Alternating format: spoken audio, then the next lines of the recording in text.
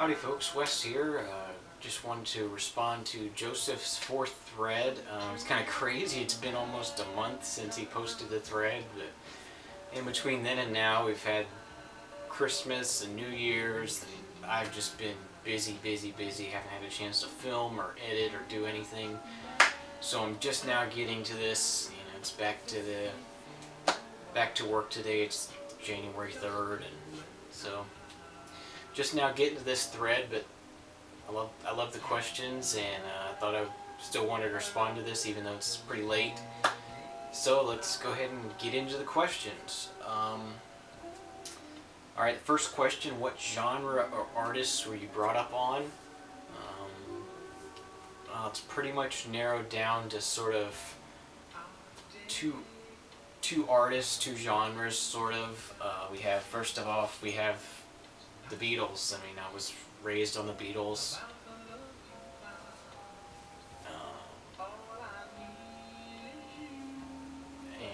Part of the reason why my Beatles collection is very small, all I have is pretty much, as far as vinyl, all I have is this and the White Album.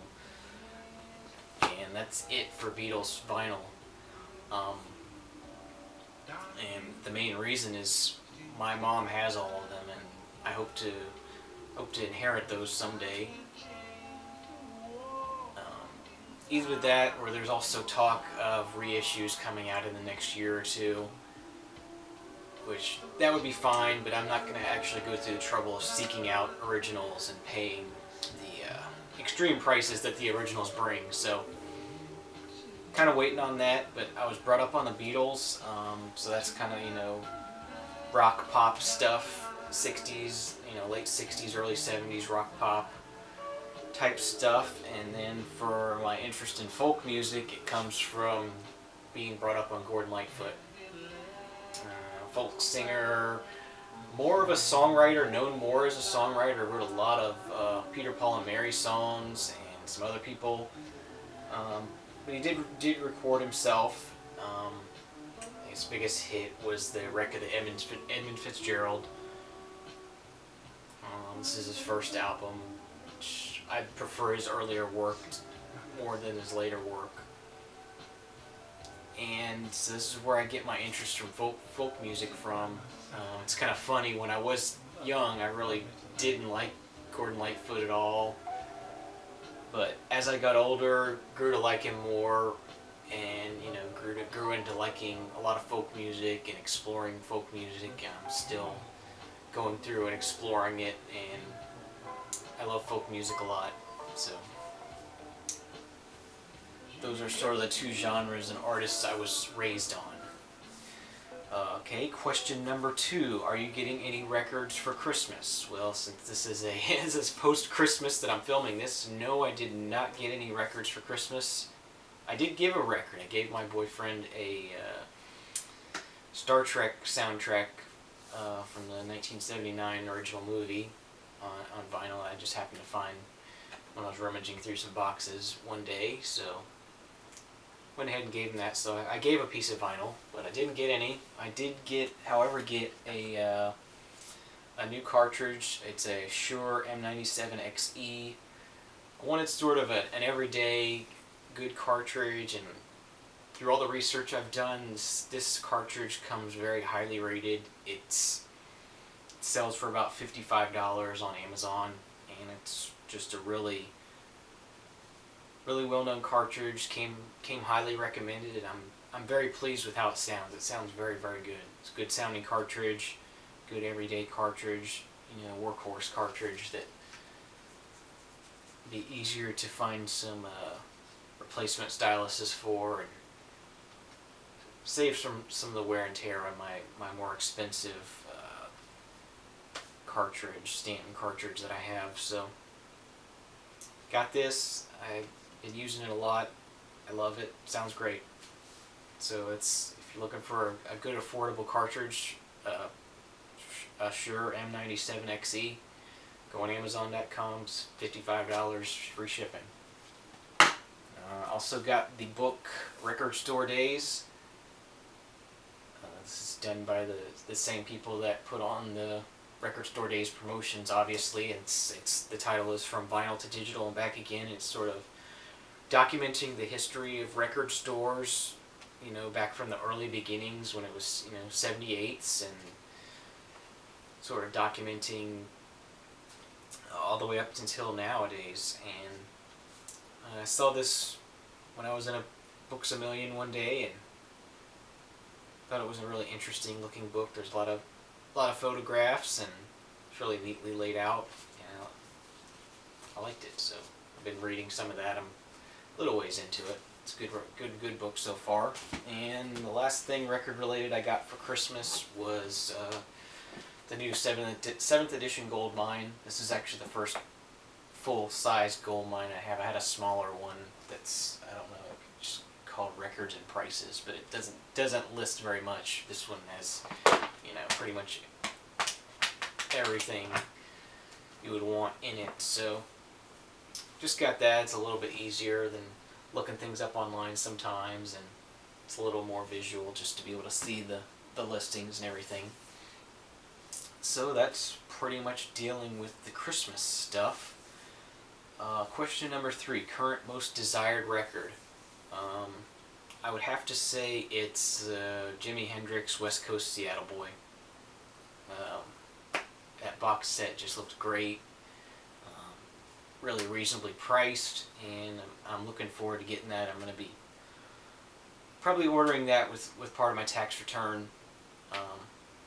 Just it's a really nice looking set. A lot of new recordings that haven't been heard before and whatnot, and I'm really excited to get it. Okay, number 4. Ever met or created a friendship with a musician, or who would you like to? Never really created a friendship with a musician. Never really been sort of a fanboy and gone and traveled around to see a certain musician perform multiple places or anything like that. Don't really know anybody who's a well-known musician anyway. And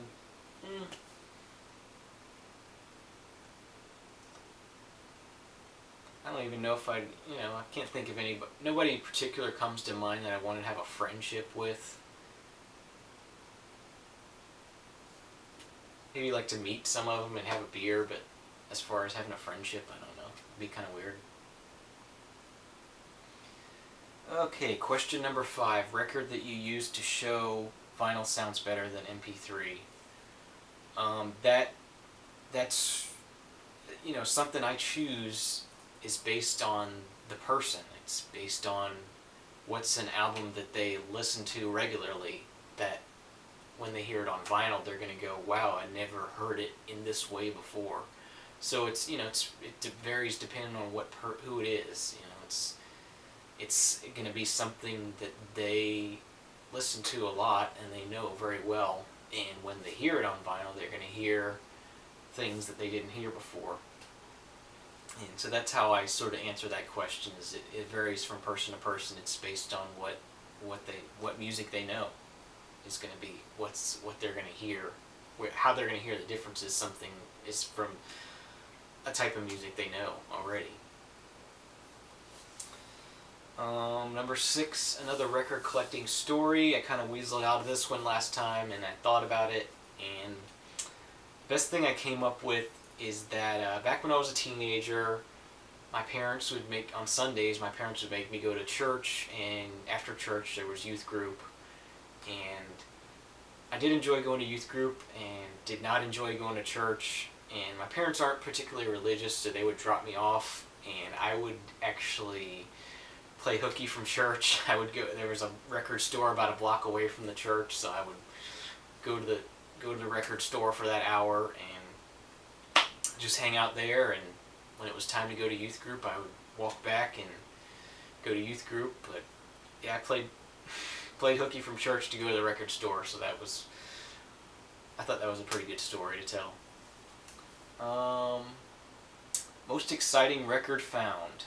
I have to go with something pretty recently that I found this year. It was in the box of records that I traded for a turntable that was in one of my recent videos, but this Chicago at Carnegie Hall box set, 4 LPs, there's 2 posters, there's a booklet, really cool little box set.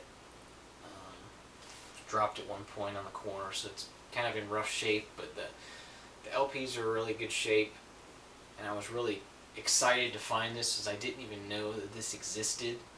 This was the first time of me even seeing this, and I love Chicago, and I was just really excited. You know, that's just this alone made the trade worthwhile, I think, for me.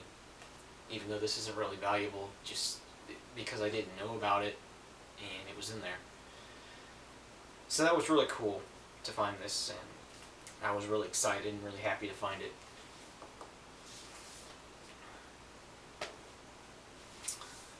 And last question, the 5th record in any category. I looked through and I went to the S's, and I picked the 5th record out of the S's. I thought this was pretty neat. It's Snoop Dogg's first album, Doggy Style. I bought this back. I didn't get it right when it came out. Right when it came out, it was, you know, I bought this album on CD the day it came out, and then I bought this record a month or 2 later just because I saw it in the store, and I thought it'd be cool to have it on vinyl, and I'm glad I did buy it now because I have, you know, original pressing of one of the biggest hip hop albums of all time. So this is original pressing from '94 or whenever it was, and this '93. And I bought it brand new. It's opened, but such is life. But I'm glad I bought it. It's a cool album to have, and so that's the 5th album in the S's right now. So thanks, Joseph, for creating another interesting thread. Enjoyed answering these questions, and we'll see you next time. Bye-bye.